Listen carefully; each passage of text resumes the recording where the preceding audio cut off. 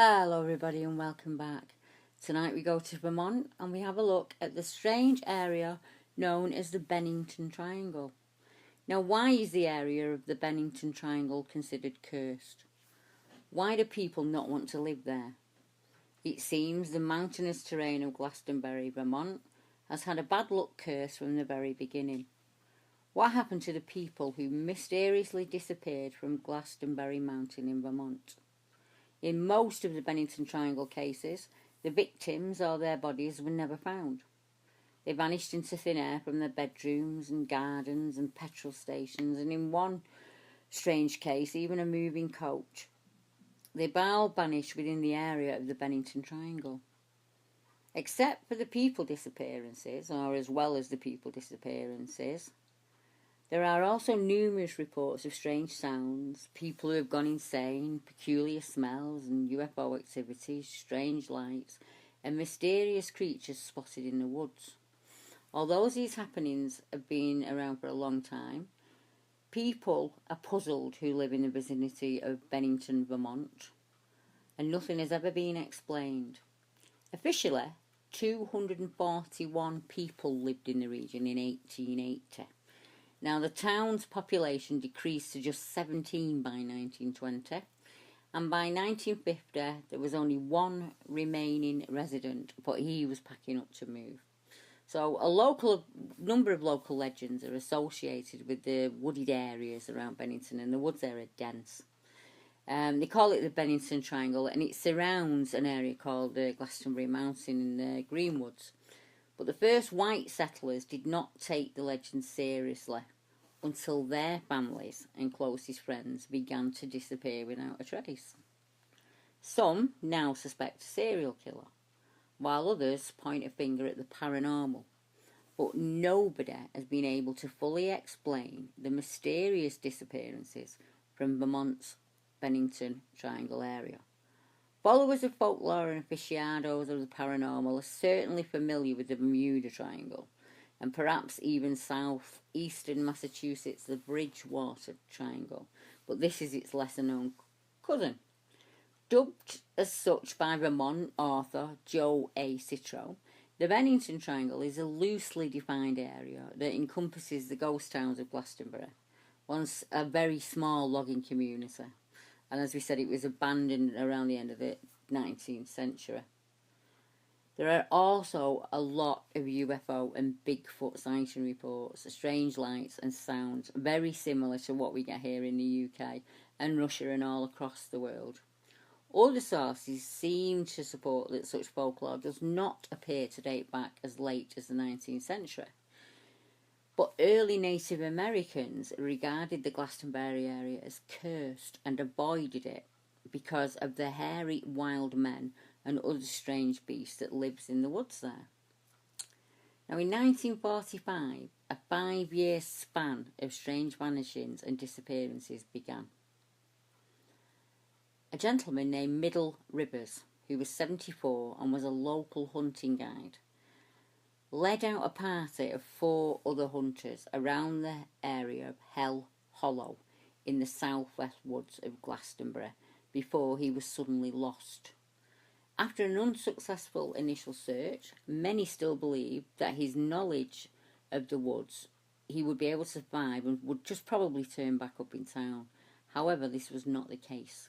Even the army was sent out to look for him, and soldiers from as far away as Massachusetts looked through the vast wilderness for 8 days, turning up not a single shred of evidence as to the whereabouts of Rivers.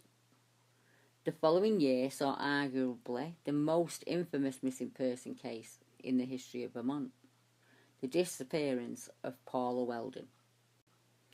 Paula was an 18-year-old student at Bennington College who decided to hike a leg of the Long Trail during a break when most of her peers had returned home.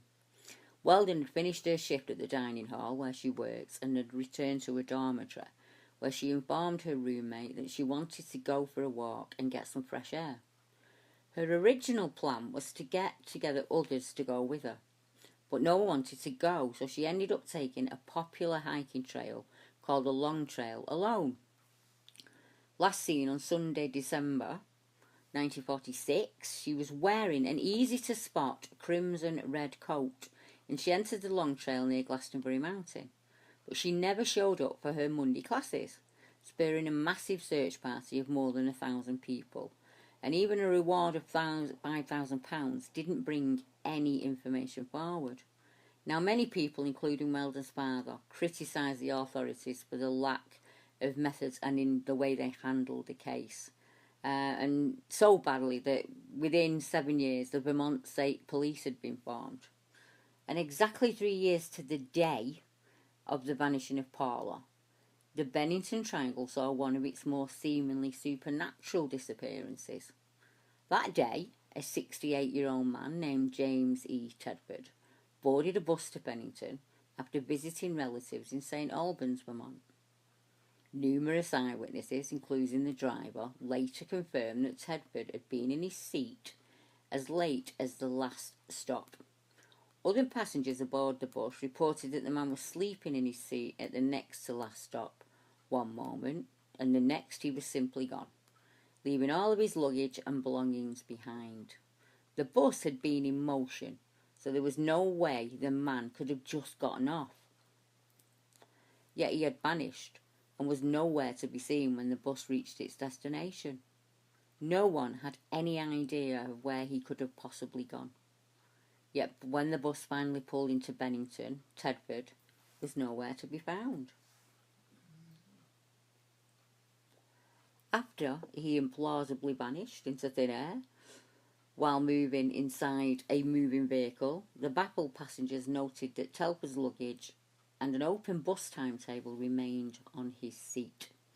Nearly a year later, in mid-October 1950, 8-year-old Paul Jepson went missing.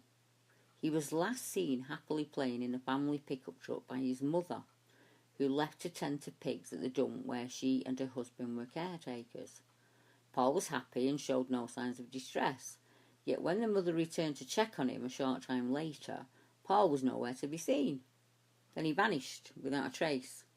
In addition to the hundreds assembled for a search party, the New Hampshire sheriff brought in a bloodhound to sniff out the missing boy.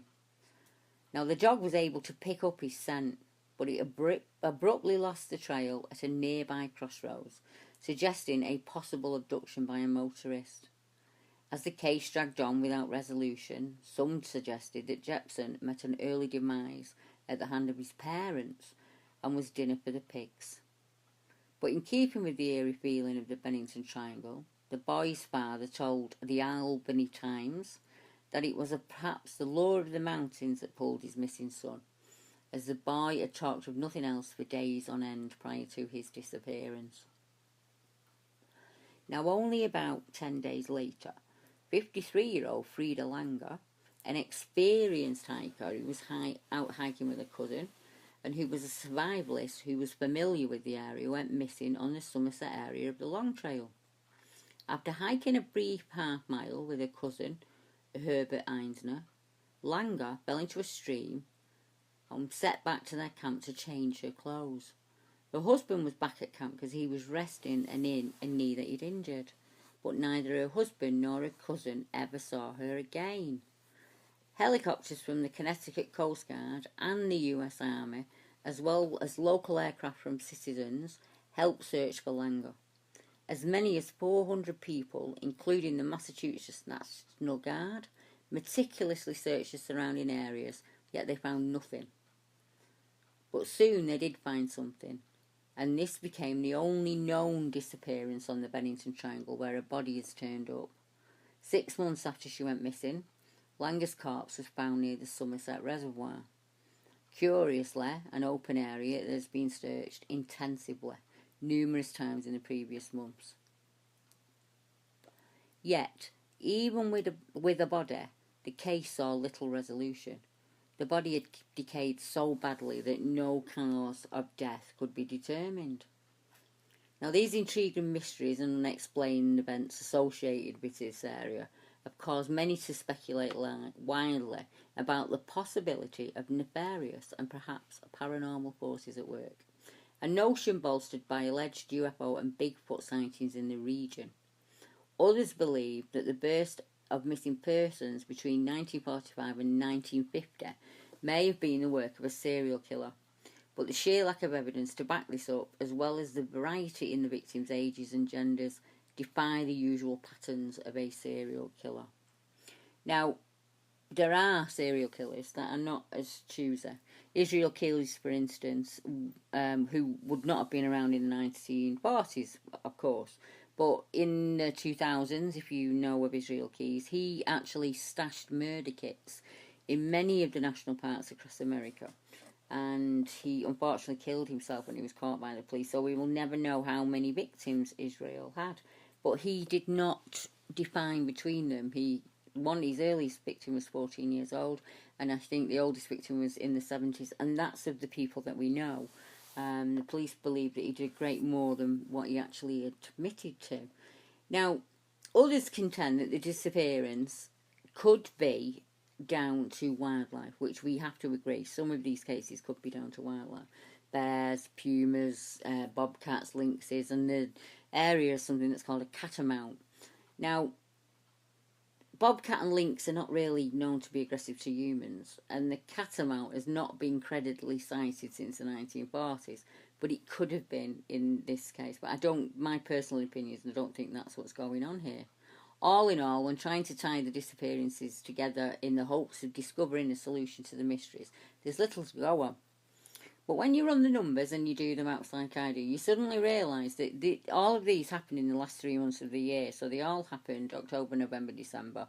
And they all happened between 3 p.m. and 4 p.m, which is really strange. That maybe gives somebody a hint out there, then something will click and then we might get an answer to these. Now, there was another lady and she made a report because she'd read similar articles to me, and she decided that she wanted to go out to the area herself and have a look. And it was only in 2016. I think her name was Lizzie Wheel, if I get it right. And she went out in the car, and she said a very strange thing happened when she was there. She went to what's known as the Devil's Food Bowl. And she saw a gentleman, and she said that this gentleman was about half a mile up the road when she first spotted him. And what was peculiar about him was he had a gun and he was stood staring at her as she was approaching in the car. And she surmised that at some point, as she got nearer to him, he would realise that she wasn't the person he was looking for, look away and carry on. And he didn't. He stared at her all the time that she drove. And as she drove past him, he continued to stare at her. And she saw that in her rearview mirror, he continued to watch her as she went up the road. And she did a little bit of investigation and didn't find too much. But what she did report was strange disembodied voices that seemed to come from the car radio when the car radio was not on. Now, this has been noted before with, I think in the Bennington Triangle here, with Paul Sinclair, where strange voices that sound like they're walkie-talkie or they're coming through a radio, disembodied voices, are heard and cannot be explained. And there are numerous Bigfoot accounts in the Green Mountains and the Bennington Triangle, far too many for me to go into detail. But I think the strangest one is a gentleman in the coach. I'd love to know more about that, because he left behind what you would take with you if you were planning to disappear, really. He left his wallet, and he left his identification and his money and his coat and his baggage and everything, and even the map of where he was going in the timetable. So what's going on in the Bennington Triangle? I'm not sure. But in my next upload, we will go back to Box Hill in England, because Box Hill is also known for its Bigfoot accounts, but it's also known for its missing persons accounts, strange UFO lights, very similar to what we've discussed here. So I will be back at some point, and I wish you all have a lovely week. Until next time, good night.